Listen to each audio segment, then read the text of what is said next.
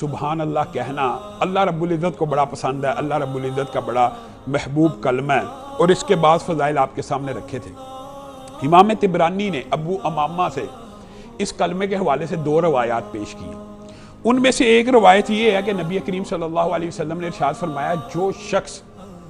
قیام اللیل میں کمزور ہو، کیا مطلب قیام اللیل کا مراد ہوتی ہے تہجد کی نماز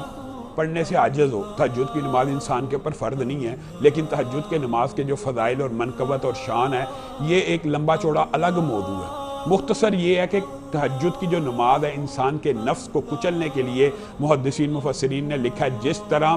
صدقہ انسان کے نفس کو کچلتا ہے، جس طرح فجر کی صبح کی نماز انسان کے نفس کو کچلتی ہے۔ نفس کو کچلنے سے مراد یہ ہے کہ شیطان کو دور بھگاتی ہے اور انسان کا اپنے اوپر کنٹرول ہو جاتا ہے، انسان کی اپنے نفس کے اوپر دسترس ہو جاتی ہے کہ وہ اس کے تابع ہو جائے۔ اس کے لیے ایک بہت مجرب چیز تہجد کی نماز ہے۔ گویا تہجد کی نماز سے عاجز ہو اور دل میں کچھ بخل پایا جاتا ہو۔ دیکھیں یہ جو ہوتی ہے نا تہجد کی نماز، یہ بھی انسان کے نفس کو کچلتی ہے، اور پیسہ دینا انسان کو کیوں برا لگتا ہے؟ کیونکہ پیسے کے ساتھ انسان کی اپنی خواہشات لگی ہوتی ہیں۔ انسان نے بچوں کی فیس جمع کرانی ہے، انسان نے اپنی دوائی لینی ہے، انسان نے ماں باپ کا پیٹ پالنا، بیوی بچوں کا پیٹ پالنا، گھر کے کرائے اخراجات وغیرہ، یہ لمبا چوڑا باب ہے۔ اس کا مطلب یہ ہے کہ نفس کو کچلنے میں جس طرح نماز تہجد کا کردار ہے، اسی طرح انفاق فی سبیل اللہ کا بھی کردار ہے۔ تو نبی کریم کہہ رہے ہیں جو بندہ یہ کام نہیں کر سکتا، یعنی اور تیسری بات میدان جہاد میں نہیں جا سکتا۔ یہ تینوں باتوں کے اوپر آپ نے غور کرنا ہے، یہ تینوں باتیں ایک ہی سلسلے کی کڑی ہیں۔ میدان جہاد میں کون نہیں جاتا؟ جس کو اپنی جان کا خطرہ ہو۔ ویسے تو یہ نفاق کی بھی ایک نشانی ہے، لیکن جس کے اوپر یہ بھاری ہو، تہجد کی نماز بھاری ہو، انفاق فی سبیل اللہ بھاری ہو، اللہ کے راستے میں جہاد اور قتال بھاری ہو جائے، وہ کیا کرے؟ تو حضرت ابو امامہ نے اس حدیث کو کہ وہ راوی ہیں،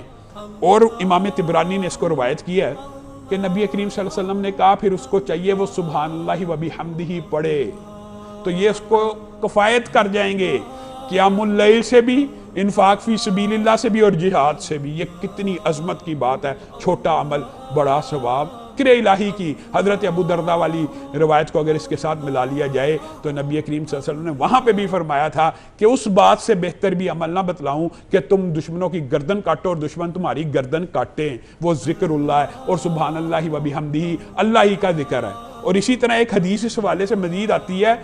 کہ یہ جو سبحان اللہ و بحمدہ ہے، یہ سونے کے پہاڑ اللہ رب العزت کی بارگاہ میں خرچ کرنے سے بہتر ہے۔ اور ابو امامہ کی جو دوسری حدیث ہے اس کے اندر یہ الفاظ ہے جو سبحان اللہ کے ساتھ سبحان اللہ و بحمدہ کے علاوہ سبحان اللہ والحمدللہ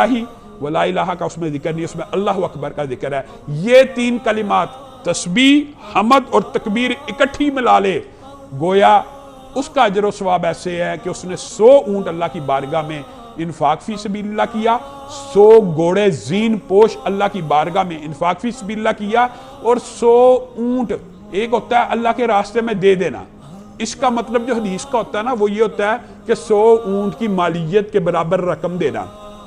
اور جبکہ یہ الفاظ آئیں کہ 100 اونٹ ذبح کرنا، اس کا مطلب یہ نہیں ہوتا کہ 100 اونٹوں کے برابر رقم دی ہے، اس کا مطلب یہ ہوتا ہے کہ 100 اونٹ ذبح کیے، اس کا گوشت غریبوں میں بانٹا، گھر گھر میں چولہا جلا، جو اجر و ثواب 100 اونٹ کے ذبح کرنے کا ہے۔ حضرت ابو امامہ نے کہا میں نے خود نبی کریم صلی اللہ علیہ وسلم سے سنا، انہوں نے کہا کہ پھر 100 دفعہ اللہ اکبر پڑھ دینے